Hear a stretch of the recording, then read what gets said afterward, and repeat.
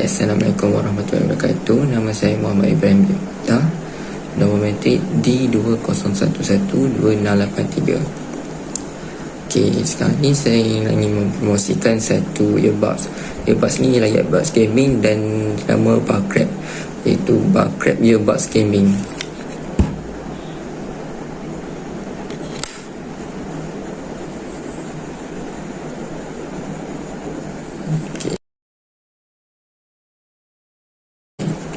Earbuds ni dia adalah wireless Bluetooth 5.0.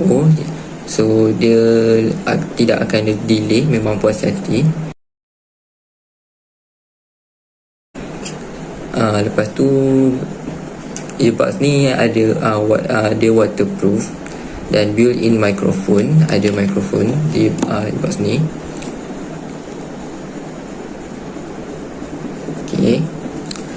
Dan dia ada noise cancellation. So memang puas hatilah bila dengar dia punya mic ni. Lepas tu yang risau, earbuds ni bila anda beli ia mempunyai waranti, iaitu selama 12 bulan waranti. Dan juga earbuds ni bila di charge ia menggunakan type C, kabel type C, iaitu fast charging.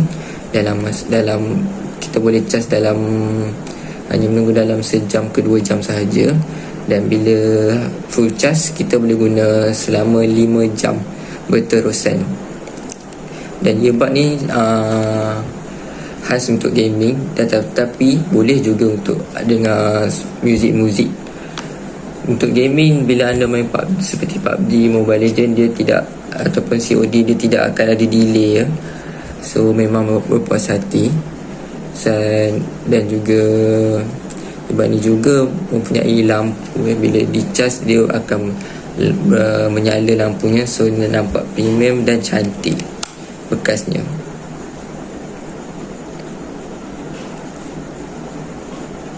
Selama saya memakai ni memang saya berpuas hati.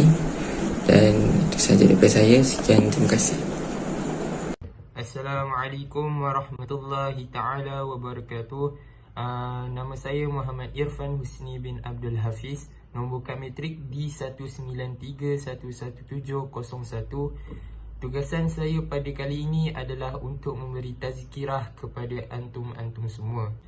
Tajuk tazkirah ringkas yang akan saya berikan kepada antum-antum semua adalah tentang kehidupan selamatkan akhirat kita semua. Assalamualaikum warahmatullahi ta'ala wabarakatuh.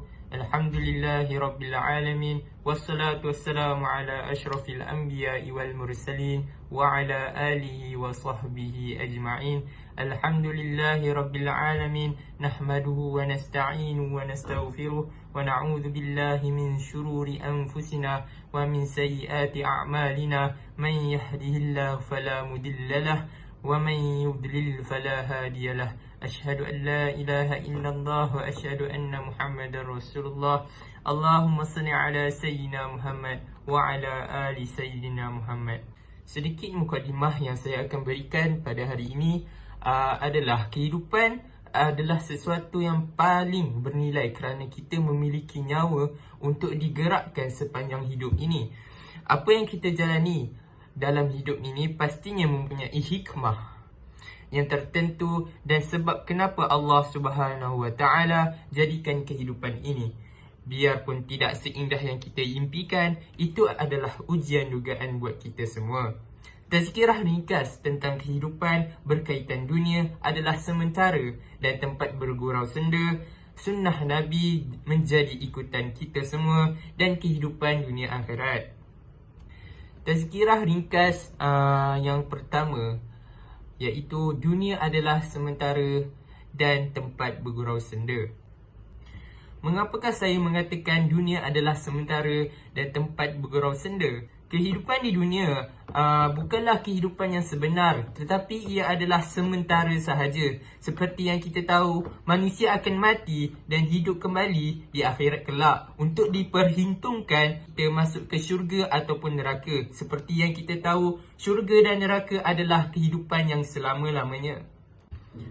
Maukah bukti yang menunjukkan dunia bukan kehidupan sebenar. Terdapat banyak bukti yang telah tertera di dalam Al-Quranul Karim. Semuanya berkisar tentang kehidupan di dunia adalah untuk bersenda gurau semata-mata. Seperti firman Allah Subhanahu Wa Taala di dalam surah Al-An'am ayat yang ke-32. A'udzu billahi minasyaitonir rajim. Wa mal hayatud dunya illa la'ibun walah waladdarul akhiratu khairul lilladzina yattaqun afala ta'qilun. Maksudnya, dan tiadalah kehidupan di dunia ini selain dari main-main dan senda gurau belaka, dan sungguh kampung akhirat itu lebih baik bagi orang-orang yang bertakwa, maka tidakkah kamu memahaminya? Firman Allah yang kedua, iaitu dari surah Al-Ankabut ayat yang ke-64. A'udzu billahi minasyaitonir rajim. Wa ma hadhil hayatud dunya illa lah'un wa la'ib wa innad daral akhirati lahiyal hayawan law kanu ya'lamun. Maksudnya, dan tiadalah kehidupan dunia ini melainkan senda gurau dan main-main. Dan sesungguhnya akhirat itulah yang sebenarnya kehidupan kalau mereka mengetahuinya. Firman Allah yang ketiga dari surah Al-Muhammad ayat yang ke-36. A'udzu billahi minasyaitonir rajim. Innamal ayatud dunya la'ibun walah wa in tu'minu wa tattaqu yu'tikum ujurakum wa la yas'alkum amwalakum. Maksudnya, sesungguhnya kehidupan dunia hanyalah permainan dan senda gurau. Dan jika kamu beriman serta bertakwa kepada Allah Subhanahu Wa Taala, Allah akan memberikan pahala kepadamu dan tidak akan meminta harta-hartamu. Itu semua adalah bukti berkisar tentang kehidupan di dunia adalah untuk bersenda gurau semata-mata dan menunjukkan dunia bukanlah kehidupan yang sebenar-benarnya. Orang yang soleh dan solehah serta bertakwa tidak melatah akan hal dunia yang serba kurang ini. Sebaliknya lebih risau akan hal akhirat yang akan dibawa ke sana kelak. Oleh itu, mereka sentiasa mempersiapkan diri untuk menjadi lebih baik di sisi Allah Subhanahu Wa Taala. Bagaimanakah dengan diri kita yang di sini? Adakah kita sudah bersiap untuk melangkah ke alam kehidupan yang sebenar-benarnya? Dunia adalah ujian dan peperiksaan untuk menentukan di manakah tempat kita di sana nanti. Jadi, kita perlulah persiapkan diri, tinggalkanlah larangannya, banyakkanlah amalan sunat dan jangan sesekali tinggal perkara yang wajib. Bersedialah setiap masa untuk menghadap Allah Subhanahu Wa Taala yang Maha Esa. Kita tidak tahu bila kita akan mati, tapi mati itu pasti. Demikian tazkirah ringkas yang dapat saya sampaikan kepada antum-antum semua. Semoga dapat bermanfaat bagi kita semua dan dapat diaplikasikan dalam kehidupan yang sebenar. Lebih dan kurangnya mohon dimaafkan. Yang benar datangnya daripada Allah Subhanahu Wa Taala yang Maha Benar, dan yang salah, khilaf atau keliru itu datangnya dari saya sendiri. Akhirul kalam, subhanaka Allahumma wa bihamdika ashhadu an la ilaha illa anta wa atubu ilaik. Wallahu a'lam wa billahi taufiq wa hidayah. Wassalamualaikum warahmatullahi taala wabarakatuh. Assalamualaikum warahmatullahi wabarakatuh. Bismillahirrahmanirrahim. Alhamdulillah illazi an'ama alaina bi ni'mati imani wal islam wa faradu alaina as-salata was-siyama. Asyhadu an la ilaha illallah wa asyhadu an la ilaha syarikalah wa asyhadu anna Muhammadan abduhu wa rasulullah. Allahumma salli wa sallim ala sayidina Muhammad wa ala alihi wa ashabihi wa tabi'i lahum bi ihsani ila yaumiddin. Amma ba'du, fa ya ibadallah, kittaqullah usikum wa iyya taqad bitaqwallahi faqad fazal muttaqun. Sidang Jumaat yang dirahmati Allah sekalian, mari kita tingkatkan ketakwaan kehadrat Allah Subhanahu Wa Taala dengan melaksanakan segala perintah dan meninggalkan segala larangannya, mengikhlaskan amal. Semoga kita sentiasa mendapat taufik dan hidayah, diperkukuhkan iman, mengabdikan diri semata-mata dengan Allah yang Maha Esa. Sempena bulan Ramadan yang mulia, mimbar akan membicarakan khutbah yang bertajuk puasa, kesihatan dinikmati, pembaziran dijauhi. Dalam firman Allah Subhanahu Wa Taala, ya ayyuhallazina amanu kutiba alaikumusiyam kama kutiba alal ladzina min qablikum la'allakum tattaqun. Yang bermaksud, wahai orang-orang yang beriman, diwajibkan ke atas kamu berpuasa sebagaimana diwajibkan atas orang-orang yang terdahulu daripada kamu, supaya kamu bertakwa. Surah Al-Baqarah ayat 185. Puasa adalah salah satu daripada rukun Islam. Berpuasa sepanjang bulan Ramadan diwajibkan kepada setiap umat Islam yang mencapai usia baligh, diberikan kelonggaran dalam keadaan tertentu seperti orang yang sedang bermusafir atau menjalankan tugas tertentu atau menghadapi keuzuran. Tetapi diwajibkan diganti apabila setelah sihat atau dikenakan fidyah kerana ketidakupayaan mengerjakan puasa. Tujuan utama berpuasa adalah untuk melahirkan insan bertakwa. Ramadan hendaklah dianggap sebagai madrasah untuk mengislahkan diri menjadi insan yang tunduk kepada Allah Subhanahu Wa Taala. Madrasah Ramadan melatih orang yang berpuasa untuk menahan diri daripada melakukan perkara-perkara yang dilarang ilahi. Di samping meningkatkan keikhlasan ketika menjalankan perintah-perintahnya, Ramadan ialah bulan ibadah, bulan yang memiliki pelbagai kelebihan juga keistimewaan. Abu Hurairah radhiyallahu meriwayatkan Rasulullah sallallahu alaihi wasallam bersabda, "Iza jaa Ramadanu futihat abwabul jannati wa ghuliqat abwabun nar wa suffidatis syayatin." Yang bermaksud, apabila Ramadan datang, maka pintu-pintu syurga dibuka, pintu-pintu neraka ditutup dan syaitan-syaitan dibelenggu, iaitu diikat dengan rantai. Hadirin yang mendapat kemuliaan ilahi, ibadah puasa memberikan pelbagai manfaat kesihatan, sama ada kesihatan jasmani, begitu juga kesihatan rohani. Pelbagai kajian membuktikan amalan berpuasa mampu meningkatkan tahap kesihatan seseorang. Puasa boleh merehatkan organ-organ badan dan sistem penghadaman dengan menahan makan dan minum selama tempoh tertentu. Tubuh dapat menyerap zat-zat yang mendap diusus untuk dimanfaatkan. Penyerapan zat ini penting kerana pemendapan dalam tempoh yang panjang mengakibatkan mendapan menjadi kotoran beracun yang berbahaya dalam tubuh manusia. Kita disunatkan berbuka dengan beberapa biji kurma dan air. Kurma mengandungi gula yang ringkas yang dapat ditukar dengan segera kepada tenaga. Kita dianjurkan melewatkan sahur. Kita juga dianjurkan untuk mengambil makanan yang seimbang dan secara sederhana kerana pemakanan berlebih-lebihan menjadi punca pelbagai penyakit. Islam menganjurkan kesederhanaan dalam amalan makan dan minum berpandukan firman Allah Subhanahu Wa Taala, wa kulu washrabu wa la tusrifun innahu la yuhibbul musrifin. Maksudnya, makan dan minumlah, tetapi janganlah berlebih-lebihan.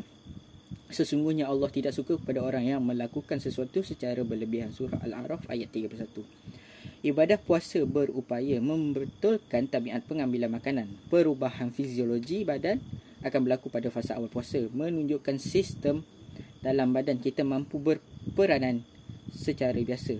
Segala sel otot dan organ tubuh terbabit secara langsung ketika berlaku perubahan fiziologi. Selepas 15 hari berpuasa, pengamalnya akan berasa badan semakin ringan kerana sebahagian lemak yang tersimpan dalam otot dan hati telah dibakar dan digunakan sebagai tenaga.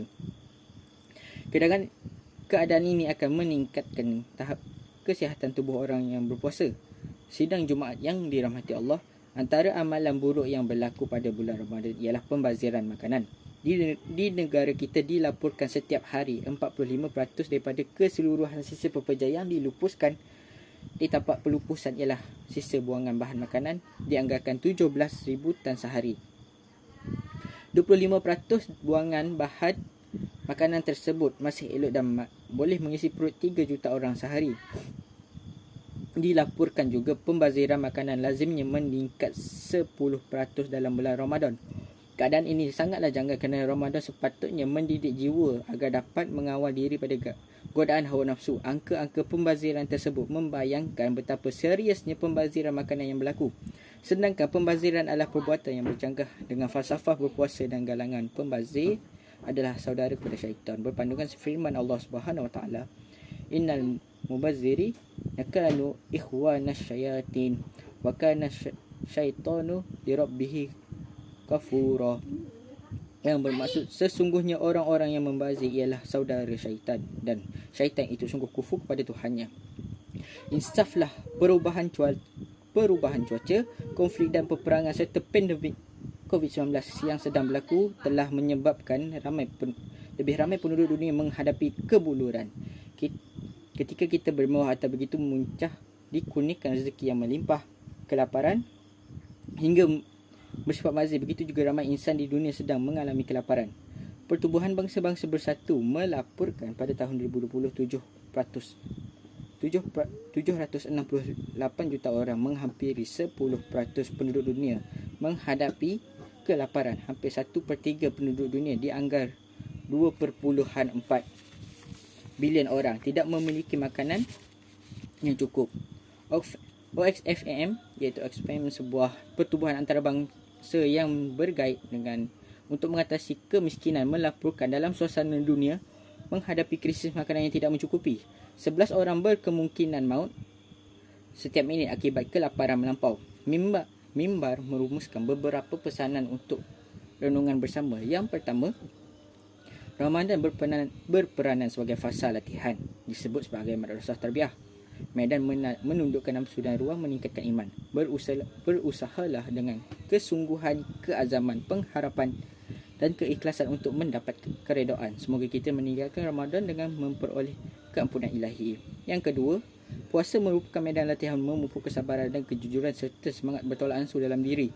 Semoga amalan puasa dapat menyuburkan sikap murni dalam diri. Oleh itu, jagalah adab-adab berpuasa. Selain menahan lapar dan dahaga, hendaklah mengawal lidah daripada berbohong atau melakukan fitnah atau mengeluarkan kata-kata buruk dan sia-sia. Begitu juga menjaga pandangan mata daripada melihat perkara-perkara maksiat.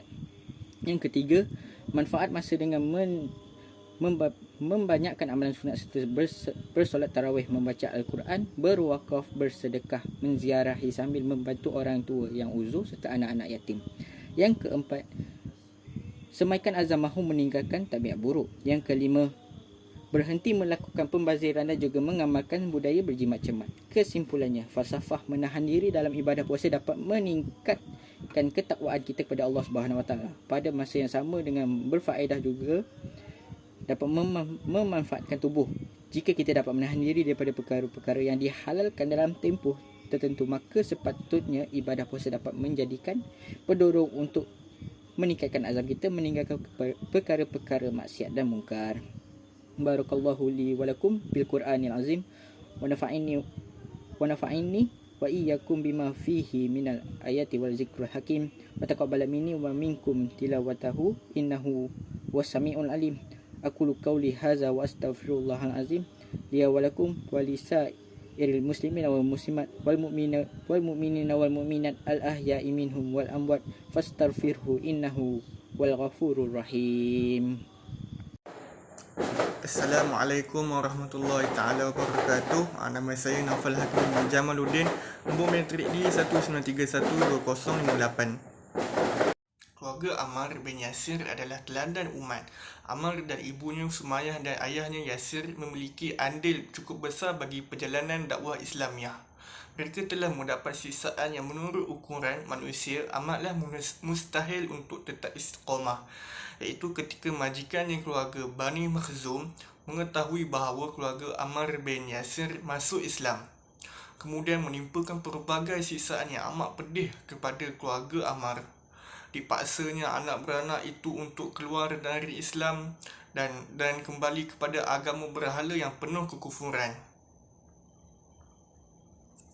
Pada suatu hari, di saat matahari padang pasir tengah membara, di sebuah lapangan terbuka di kawasan kota Mekah, satu keluarga itu tengah menerima siksaan tak terperikan. Berhari-hari lamanya siksaan itu telah mereka derita tatkala Rasulullah SAW berlalu dari hadapan keluarga itu. Tiba-tiba terdengarlah rintihan Yasir dalam keadaan terbelenggu kedua tangan dan kakinya. Adakah derita ini sepanjang masa? Segera Rasulullah menadah tangan ke langit seraya berseru, "Wahai keluarga Yasir, bersabarlah. Bergembiralah kamu, sesungguhnya syurga telah dipersiapkan sebagai tempat kembali keluargamu." Mendengar seruan Nabi tersebut, keluarga Yasir menjadi tenteram jiwanya dan kian tabah dalam menghadapi ujian. Datanglah Abu Jahal laknatullah. Dimintanya keluarga itu memilih antara mati syahid atau biarkan hidup bersama rakannya dengan meninggalkan ajaran Muhammad dan kembali menganut agama nenek moyang mereka. Keluarga itu pun tetap berpihak kepada ajaran Muhammad. Gugurlah Sumayyah sebagai saksi atas kebenaran yang diyakininya. Ia wanita pertama yang menyandang gelar syahidah atas din Islam ini. Disusul suaminya Yasir sebagai lelaki pertama yang bergelar sebagai syuhada. Sementara Ammar, anak pertama, tetap menanggung siksaan. Ia tetap berupaya menanggung siksaan itu betapapun pedihnya. Namun ia tetaplah sebagai manusia biasa. Sesungguhnya siksaan yang ia terima telah melampaui batas kemanusiaan. Hingga tanpa sedar, Ammar pun mengucapkan kata-kata kekufuran sebagai upaya melepaskan siksaan yang ia derita. Masya Allah. Sungguh ia bersedih dengan ucapan itu, walaupun dalam hatinya tetap menyakitinya sepenuh akan kebenaran Islam. Pada saat itu turunlah kebenaran Allah Subhanahu Taala, yang maksud barang siapa yang kafir kepada Allah sudah ia beriman, dia mendapat keburukan daripada Allah, kecuali orang yang dipaksa kafir padahal hatinya tetap tenang dalam keadaan beriman, dia tidak berdosa. Surah An-Nahl ayat 106. Okey, sampai itu saja daripada saya. Terima kasih. Bismillahirrahmanirrahim. Assalamualaikum warahmatullahi wabarakatuh. Nama saya Luqman Hakim bin Muhammad Subari, nombor kad matrik D193123779. Pada hari ini saya akan menyampaikan sedikit maklumat ataupun sedikit ilmu yang berkaitan dengan sedekah yang berguna kepada kita semua. Okey, yang pertama sekali kita perlu mengenali apa itu sedekah. Sedekah ialah pemberian oleh seseorang kepada orang lain yang memerlukan dengan tujuan untuk mendekatkan diri kepada Allah SWT, sama ada pemberian itu ditujukan kepada fakir miskin, sanak saudara ataupun untuk kepentingan fisabilillah. Sedekah adalah satu amalan yang sangat mulia di sisi Islam. Setiap sedekah yang kita hulurkan pasti akan diberikan ganjaran yang tidak terhingga. Malah dosa kita juga turut dihapuskan disebabkan sedekah itu. Nabi Muhammad SAW juga pernah bersabda yang bermaksud, sedekah dapat menghapuskan dosa seperti mana air memadamkan api. Hadis riwayat Imam Tirmizi. Hadis ini menerangkan bahawa jika kita bersedekah, kita juga dapat menghapuskan dosa seperti mana zahirnya air memadamkan api. Selain itu, sedekah juga akan memberi keberkatan kepada harta kita. Dengan adanya keberkatan, harta yang sedikit seolah-olah dirasakan seperti banyak dan mencukupi. Sebaliknya, tanpa keberkatan, harta yang banyak dirasakan seakan-akan sempit serta tidak mencukupi meskipun memiliki harta yang banyak dan melimpah ruah. Nabi Muhammad SAW pernah bersabda lagi yang bermaksud, harta tidak akan kurang dengan bersedekah. Hadis riwayat Muslim. Oleh itu, marilah kita bersama meringankan tangan untuk bersedekah semampu yang mungkin, menyediakan juadah berbuka puasa kepada jiran ataupun seagama dengan kita dan sebagainya. Terdapat banyak ganjaran yang disebutkan oleh Nabi Muhammad SAW di dalam hadis beliau, antaranya yang bermaksud, sesiapa memberi makan kepada orang yang berpuasa, maka baginya seperti pahala orang yang berpuasa itu, tanpa menguranginya sedikit pun dari pahalanya. Hadis riwayat Imam Ahmad dan At-Tirmizi. Sekian, wabillahi taufiq wa hidayah. Wassalamualaikum warahmatullahi wabarakatuh.